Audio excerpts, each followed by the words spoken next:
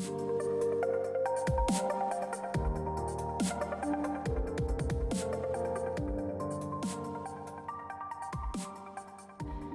guys, my name is Becc. I am a psychic channel and a sacred lotus teacher. This video is about truth and the power of love. That is what this video is really about. And yes, I will be talking about what is known as MKULTRA or satanic ritual abuse. For that reason, I want to offer a trigger warning here. I'm not really going to go into a lot of explicit details, but if you're a survivor or even other traumas, just be mindful of how you're feeling as you're listening and take a break if you need to, or just, don't watch this one this time. Whatever is loving for you. So right now I have video notes to the side here and something under my eye and it's gone. Okay, so I wanted to talk about this because for a long time, I haven't shared my experience because for multiple reasons. Like, I didn't want to be known as that person that's had that experience, because that's not really what a lot of my work is about. But I also was waiting for Spirit to share with me if I am to share this experience and what I can offer through that sharing. And yeah, recently Spirit, meaning my higher self, my spirit guides, have shared that it's time for me to sing my truth song. The reason that I call it that is because I want everybody to understand that every person in their life experience, it is a sacred song of joy in the universe. There's literally, I get a vision of when a soul is created, there are these harmonics. It's best understood as sound that looks like light and sound and color, and they come into alignment, and it's just this beautiful song. So part of the reason I share that is because a lot of people who click on this video, not you probably, but some people, there's a very ooh, conspiracy theory, ooh, like that kind of vibe behind wanting to know this information, and also rebellion against like the Illuminati and the deep state and all of that. And that's fine if that is your truth, like a part of you, genuinely. But for a lot of people, we're just wanting to be rebellious and we're acting out a rebellion, and there's some shadow that can go into that. And sometimes people do not honor someone's truth song, and because they're not connected to the heart as they're listening. So it's easier said than done sometimes, but I ask that as you hear my truth song, you connect and listen with your heart. Okay, because that's the point. That is the truth of it all. So I wrote a little bit about what I wanted to say. I wanted to first share that my life experience, it has acted as a sacred portal to miracles. My life intention was to come into a very, very difficult, the worst of humanity situation, so that I could transform it all into love and peace and be a messenger or a love emissary. So I wanted to share with you that through my process of healing, I have experienced these miracles that I thought would never come. Healing from satanic ritual abuse and MKUltra is probably the most difficult thing, in that you have so many wounds and they're so deeply ingrained. The conditioning that is placed, it is very, very strong. And everybody has conditioning, but not everybody has experienced. And here's again trigger warnings, guys. If this isn't for you, just take a break or turn it off. Not everyone has experienced torture in their conditioning, and this does different things to the nervous system and the brain. But what I wanted to say is that it felt like I couldn't heal, and it felt like I needed a miracle. And it's so amazing that now, after years of healing, I can tell you that I have experienced miracles. I have seen when I was crying that my tears turned to light, and that was when I understood what grace was. That's what grace was, and I didn't know. And I know that now when I speak truth, and this is for anybody, when you speak your truth song, there is an alchemical effect that's happening energetically here and in a larger way, where you bring the truth into a position of power. And if you have been holding it inside because of fear or shame, this can be a part of your healing process, is to experience freedom from that by finally expressing, and that's the alchemy. On the other side is freedom and position of power behind the truth. So even if you are afraid, and I say this particularly to survivors of SRA, I understand. You need to wait until you're ready, and only with safe people or whatever your path is. The sharing is not for everybody. That path is not for everybody. But it's important for you to know that one day it might be safe to share. When you do that, what I want to say is, when you do that, you are bringing yourself into a different position. So the energetics are different, so you are safer. You're in a safer position than holding it inside. There is nuances and caveats to that, and to be careful and safe with your decisions, but yeah, it's a different thing. So yeah, through my experience, my life is basically a sacred prayer. I believe that is what everybody's life is. Remember the harmonic image that I gave earlier of a soul being born in the galaxy? That is a sacred song. And I like to use the example of when we try to manifest something here in the 3D, and we intend it and we will it and we pray for it and we visualize it and we believe in it, and that is exactly what your higher self did to pull all those different harmonics and colors and tones and energies to create this perfect being that you are, with this perfect life song. So that is how I know that you are a sacred prayer, and my life is a sacred prayer. And it's been a difficult thing to accept, and I'm still accepting, but that is the truth of the universes. Your life came to be exactly you. You were chosen and intended by a higher self that said, yes, I want that piece, that body, that build, that character, that experience. Because you are divinely perfect, and there was something perfect that wants to unfold in your life. So let that be behind every song that you sing. Yeah, for that reason, every breath that you ever take is like a miracle. You're a miracle. The way that you experience positive manifestation here, and you're like, wow, that was a miracle. You are a divine, revered miracle by your soul, by your higher self, by the universe. What you are doing here right now, living this life, human life, is about healing and unwinding old stories and bringing all of the harmonic back into light and color. It is sacred. It is divine. Yeah, and your soul loved you, and because that's what life itself does. Life loves. And that's what you are. You are a sacred life.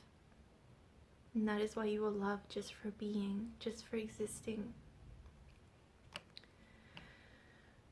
Okay. I am going to just scroll through my notes a little bit. Okay. So I'm sharing this now because it's really important. Well, because in my sacred path, my song, and now is the time. And I think universally, if you look at our society right now and the level of awakening that's happening, that makes a lot of sense. Especially as my role, with my role here to be a messenger for love. Okay, so I was born into a multi-generational satanic family who practice what is known as satanic ritual abuse. I'm not the only person who has experienced this. There are many people who are sharing and have experienced this. What is known as SRA, or satanic ritual abuse, is the undercurrent of today's society. It is the underflow. It is the shadow of humanity. It is very common, It is very common, it is just very well hidden until lately. When you think of Satanism though, you might think of a classic example of, like, if you were to Google that, or if someone in your life practice says that they're a Satanist. This is not that. There are elements of that, but this is a more deeply distorted and even more sort of unhealthy expression of it. There are different beliefs involved as well. There are some crossover, but I just want to make that clear. This is more deeply ingrained. There's a lot more going on.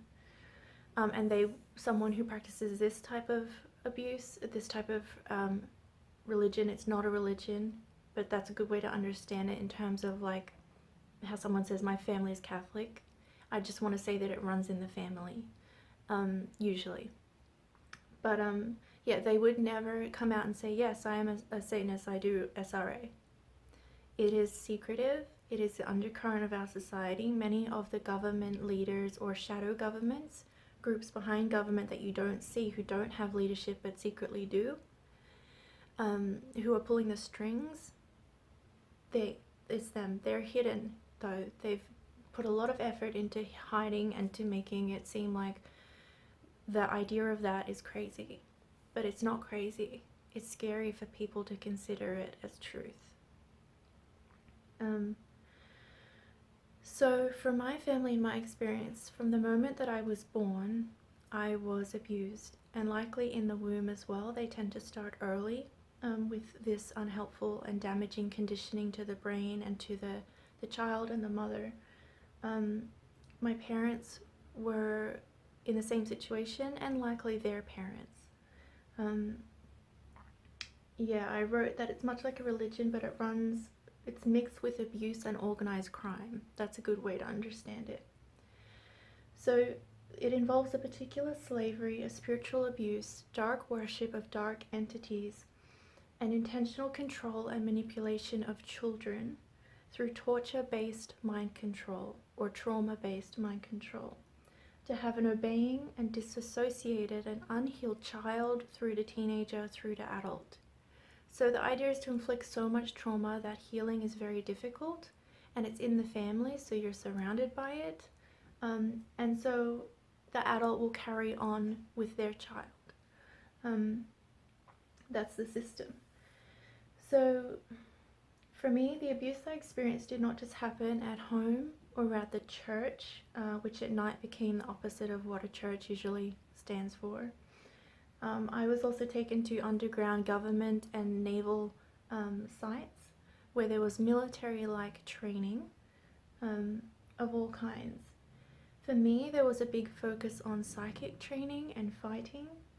And I made a note here that these groups, if they have the money, if they're in that part of the network, they often use genetic modification for me, there was genetic modification, genetic splicing, to help create a very sensitive and very psychic child. It was a bit of an experiment.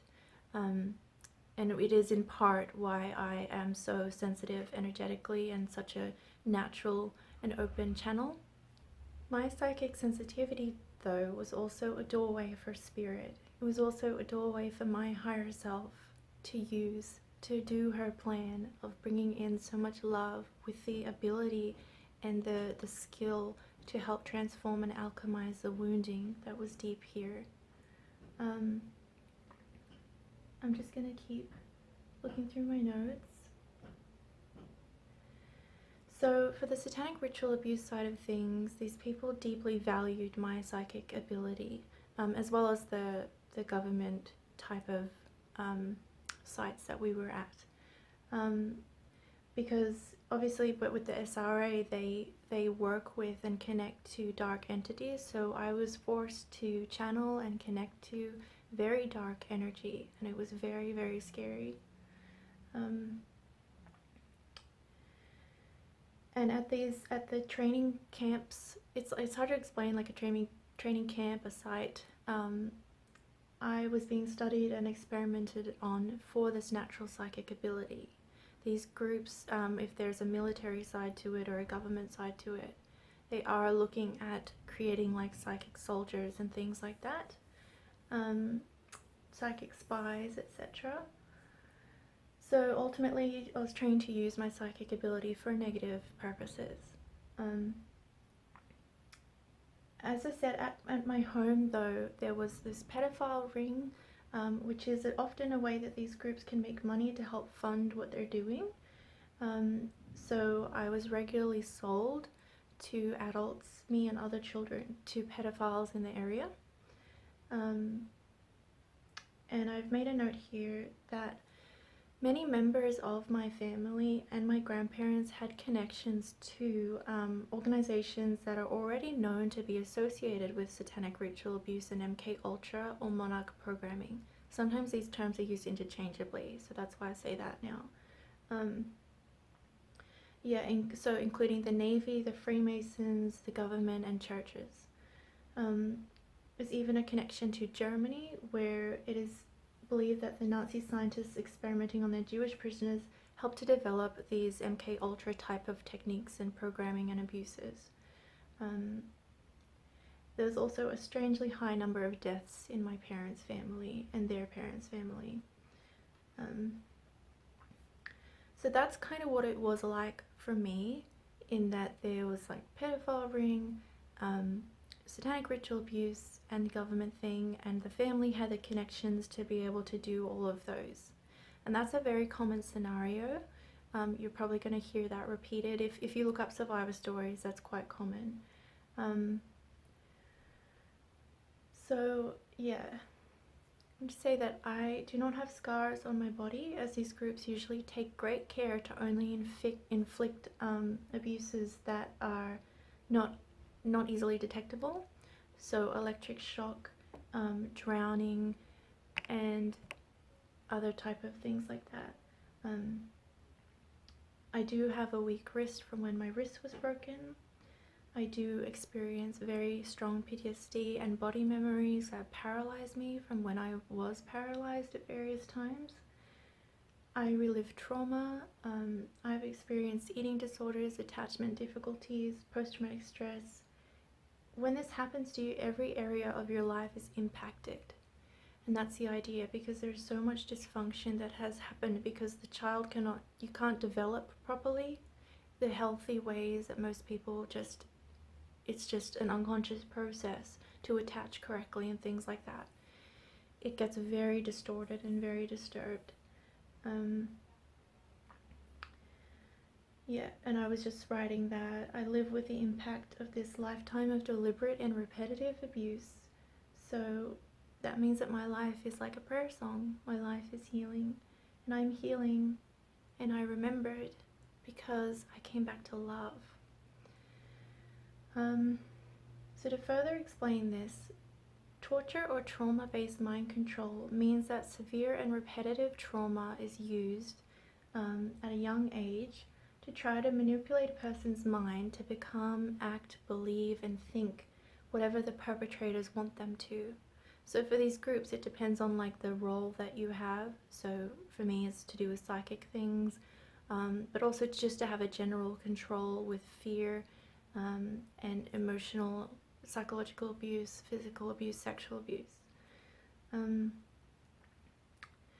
The degree of the trauma and pain and the no way out of it, the torture of it, there's no escape, is intentionally used to cause a person to dissociate, because dissociation naturally happens when fight or flight are not really doable or not going to work because you're trapped or you're too small or it tried and it failed. Whatever reason, we go into freeze, and then it's like an extension of that could be thought of as dissociation, which simply means a disconnection from the present moment. So that's when people say they have a car accident and they're like, yeah, I felt like I was watching it in slow motion, or you feel out of body. Maybe you don't quite feel like yourself. Those are examples of smaller levels of disassociation. But in disassociation, the thing about that state in the mind is that it creates a vulnerable state of susceptibility, similar to when someone is under hypnosis. So if you're a perpetrator and you want to instill these negative beliefs, it's helpful to create a dissociative state. So they will go easily into the person's mind. I'm just reading here.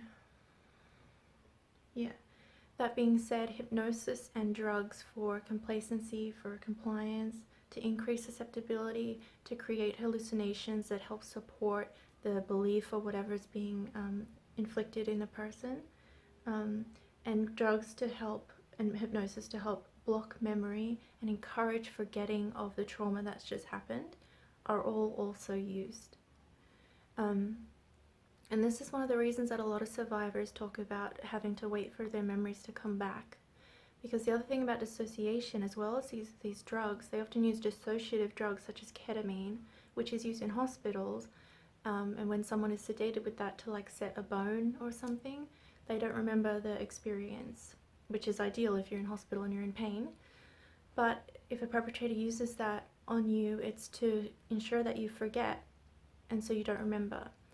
The other thing about dissociation is that it in and of itself, in that natural, we've been traumatized to the point of dissociation way, it actually creates amnesic barrier as well, because that was so traumatic and so unresolvable for the brain, for you, that you couldn't fight or flight, you couldn't process the experience properly. The memory, the way that memory gets processed gets messed up because the processes can't happen in that state. So it basically gets suppressed, the experience and the things associated with it, the body pain, the emotional pain, the memory, like the visual, the smells, all of it gets stored, all kind of messed up and suppressed into the subconscious mind. Obviously, this is helped with hypnosis and drugs, that these groups understand attachment and dissociation. They understand the conflict that a child is put in. If you are a little child and you're completely survival dependent on a parent, they are your source of food, shelter, comfort, all the things that are our basic survival needs. Yet if they're the person that is simultaneously a source of fear and pain and danger, that also sets off a survival reaction. But that's a conflict, right? So the reaction is to dissociate so that the child can still get comfort and their needs met from the perpetrator parent or caregiver in a way where they are amnesic to the abuse. So it's almost like the child has separate parts of themselves. So the child who goes and plays and gets food from mom and dad doesn't remember the night before, because it's almost a different child in the brain in those different amnesic barriers. It doesn't remember the violence and the abuse and the danger that happened the night before. That's a natural coping mechanism that is instilled in all of us and would happen to any one of us if we have severe trauma that's severe enough, repetitive enough, and there is no healthy attachment figure around, no safe attachment figure around, and also if we're young enough when the personality is still integrating. When you are first, when a child is first born, they have an unintegrated personality. Their sense of self, personality, these different natural elements are still undeveloped. So they call them ego states. So the child that is like crying for food is in a different ego or consciousness state than the child that is playing, and then the child that needs to be changed, the child that's receiving comfort. It's the same child, but they're different ego states. The same way, it's very similar to when you go to work versus when you're hanging out with your friends. You're in a kind of different way of yourself versus when you're angry, versus when you lost someone, and versus when you're happy. You are kind of in a different way, but it's those states, those roles of being, where you're at work, or maybe then you're at school, then you're with friends, how you act around your parents. Like, there's these differences, but you're still you. When a child is about 7 to 9 years old, these different states that are quite separate, not so fluid in the way that you experience that as an adult in the way that I just described. But when they're 7 to 8 years old, that fluidity starts to come in, the integration starts to come in. naturally when there are all the healthy elements needed for that, like a healthy, safe attachment figure, a safe environment, etc. So they become like you as an adult, where you're one, but maybe you're kind of different with your friend, and you're kind of different with your parent, and that's fine. If there's abuse that interrupts that natural fusion, especially obviously with these groups, they do that intentionally. They start at a young age intentionally to take advantage of this knowledge and the way that the brain works, to protect itself. And that dichotomy I explained earlier of the child with an abusive parent who also feeds and clothes them, they set up those barriers. Those barriers, the separation of ego state, of unintegrated personality of that little child, stays separate. Stays separate to protect them from the knowledge of that abuse that would be too much to live with.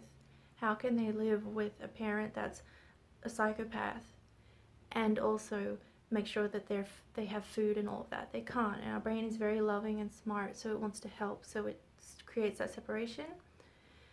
And it is further encouraged and inflicted upon on a daily basis by these groups with the help of the drugs and hypnosis that I mentioned, to create very strong barriers. So the kid that goes to school with and hangs out with their friends has no idea about the deeply dark satanic ritual abuse that happens at nighttime. So that's kind of that process. And I want to explain all of this because part of the reason I'm explaining this and going into so much detail is because I see a lot of like, what's the word, like sensationalized understandings of these concepts. It's either really, really dark and we're scaring people, or it's really just sensationalized and ooh, like MKUltra. Everybody needs to get that this is someone's life. This is children. This happens. It is horrible. It is horrific. And it doesn't need to be sensationalized, because that doesn't help survivors to be believed. That's the difficult thing. I think that is we need to calm down, and we need to speak about it as though it's 110% real and just something that happens in the world. The same way, the same level of truth and strength that we speak about, drug trafficking. It's not like, whoa, it's just like, yeah, that happens and it's bad. And also to be understood that I wanted to share with people and especially if you're having a hard time believing this, we need to understand that there was a time, for instance, when the mafia, organized crime, was a myth, and the police officers who would try to look into it or speak about it would get laughed at. And people would say, that's crazy, how can they be so organized? Like, we would know about that. That doesn't make sense. And yet here we are in that future where that's a very real and accepted reality. So this is a reality. It is a painful and difficult and dark reality, but it needs to become just in our awareness.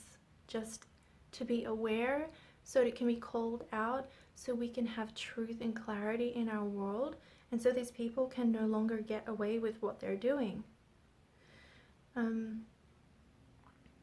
Okay, so I'm going to go back to my story a little bit. So all of that, what I described, happened to me.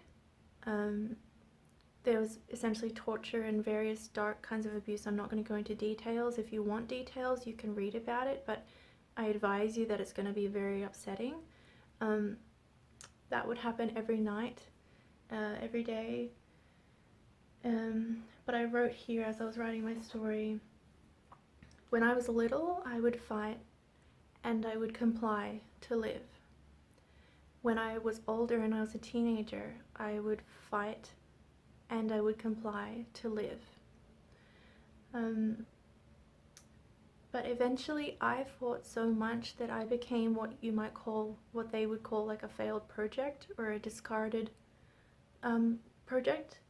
I fought so much and I kept saying no, that I was no longer useful. And to say no, like, I need to honor my strength that I had, because I was just, you're gonna have to kill me if you want me to do that. I'm not doing that. And I'm grateful every day that I had enough of me and enough strength in my love and in my heart to actually do that. So when someone is like that and they're like a failed project, often what happens, and what happens to me, is that there's eventually a lot of kind of closing down or shut down programming where they do the torture and the hypnosis and all of that and try to just really ram in like you remember nothing, and also to flood the person with, for me at least, programming that would create unbearable emotional pain, so much that I would struggle in life, and I would kind of fail at life, at school, at work, and all these different things, and eventually also feel very suicidal. And when I would try to succeed, I would be sort of triggered into feeling very suicidal, and so that obviously would stop you from succeeding. And yet I was supposed to die, but I chose to heal, and love prevails. Love prevailed. Essentially, the light in me could never be touched nor controlled. If you are a survivor of any abuses, and especially of this one, being safe and careful and loving with yourself, understand that there is a light in you that was never touched, never controlled. Think about the deep complexity and the effort that they had to put in to control you, to control me, and I still was able to live and to transform into light. And for everybody, as I teach on this channel and write my book, which I hope you'll read, and I share, this is how I know when I say to you that love is your power. I have lived through the worst of humanity. I have had to heal and fight to heal and fight to live so much, and so has every survivor who has been through this. And it was love that helped me to live. It was a love in my heart that said, no, you're gonna have to kill me if you want me to do that. It was the love in my heart.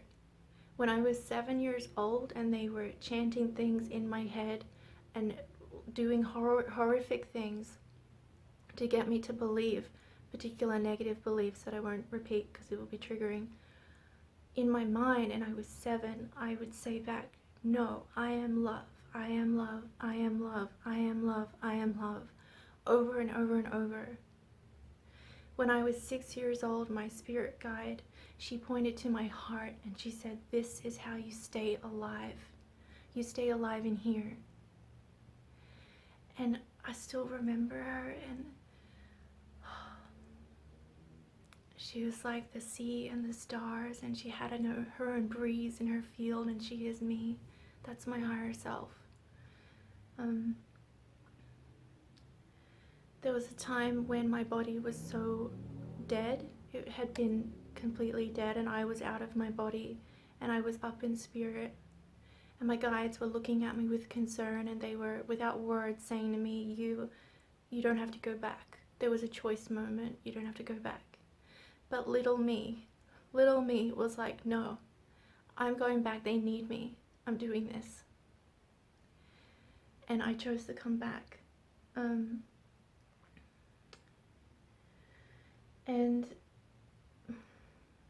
I remember thinking when I was about, this was like 10 or something, I remember looking around my house and looking at my very distorted and abused family and saying and thinking, everybody just needs love. I just need to give everybody love. Everybody doesn't remember love, and I was confused as to why everyone didn't remember. And that is the power of love. This is the message of love, is that the level of intention and organized crime that's happening in our world and has happened to me and in my life, again and again, it can be triumphed, and it has been triumphed by love. The power of love that you are connecting to your spirit, connecting to your heart, and choosing to connect with that and letting that feed you and drive you and living from that. That is what will heal our entire world. No amount of programming, conditioning, hypnosis, drugs, torturing me, trying to end my life, all these different things, nothing like that can stop love. And with what's happening in our world at the moment, we need to understand that this SRA, MKULTRA, monarch programming, it's all the same thing. Our world is being run by these psychopathic people, and I understand that that is a scary and difficult reality for some people. And if you need research, if you need evidence, go do that thing.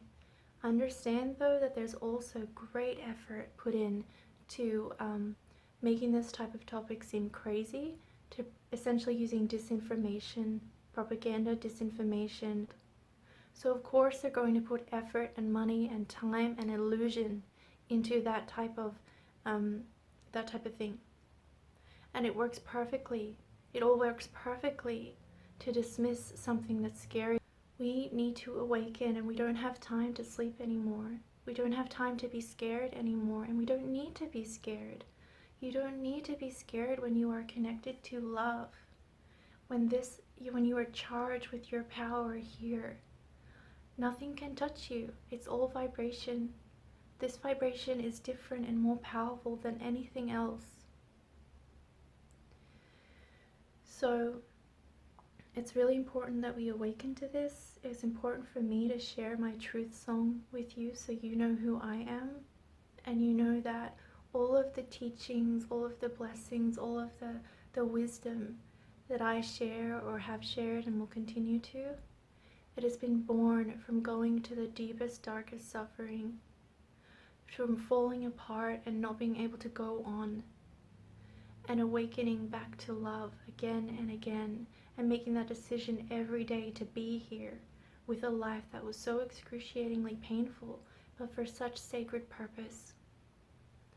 And I mean, I'm not going to lie, like I still have times and days where you feel and you feel, why did this have to happen? And it is very painful, and there's a lot of grief. There's a lot of loss of your innocence, of your what you thought life was or could be, the way that was never loved, not properly, not in those conditions. There's a lot of human grief there, and that's okay. And to keep coming back to and learning and unfolding the sacred truth of any pain in any of our lives, that it is a doorway to the sacred. It is a doorway to remembering who you are. It is a doorway to love. And you can heal, you can move through. Life loves us, and that has been something very difficult for me to accept, because you know, it's like, why did this happen to me? How can this be my life song? But again and again, when I ask Spirit for the answer of that, I see that I chose it. And that's still painful sometimes. And it's still difficult to forgive. It's still difficult to grieve and to heal. But more and more each day, I bring the light back into my body, and I bring the light back into my heart. And if I can do that through this intense destruction that was attempted on my spirit, and still have and hold my spirit, I hope that it helps you believe or inspires you in some way that maybe you can too, whatever you're going through. But especially, I do say to any survivors that are watching this, I know when I was more deeply in the breakdown part of my healing, I just desperately wanted like someone to mirror what I was experiencing. I needed like a hand to hold.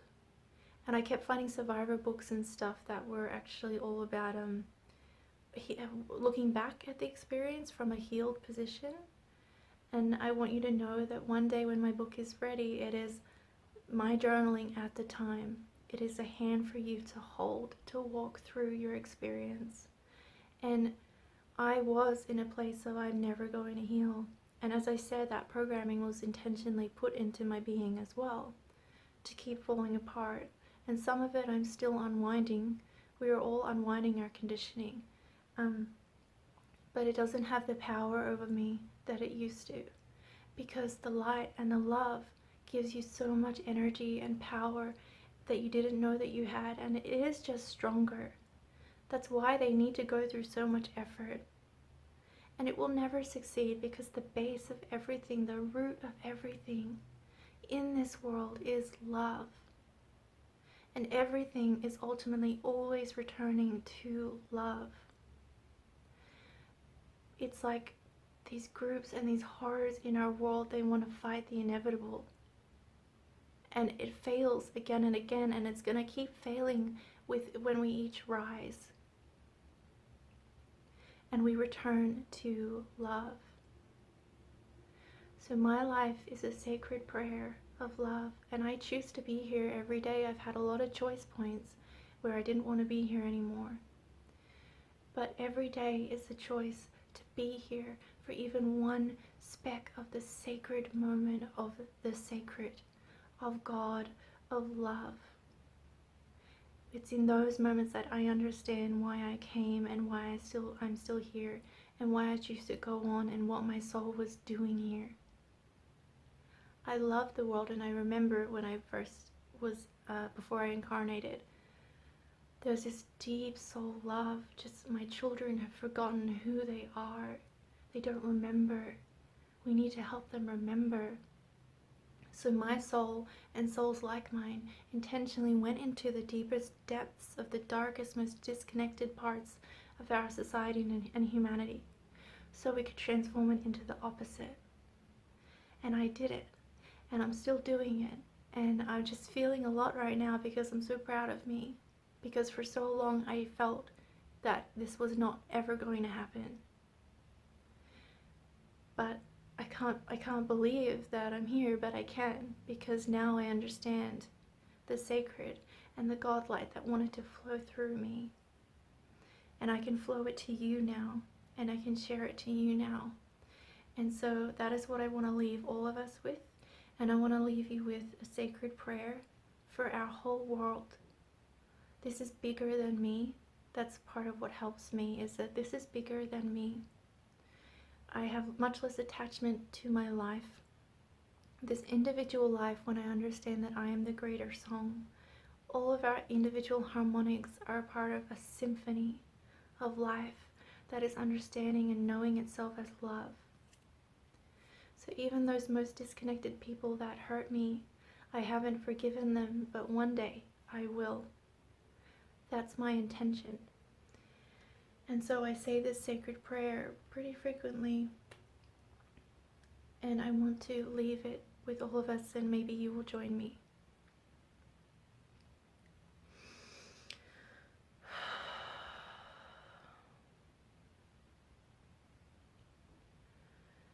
May all beings awaken and know love. May all beings awaken and know truth. May all beings know peace. May all beings awaken and be free.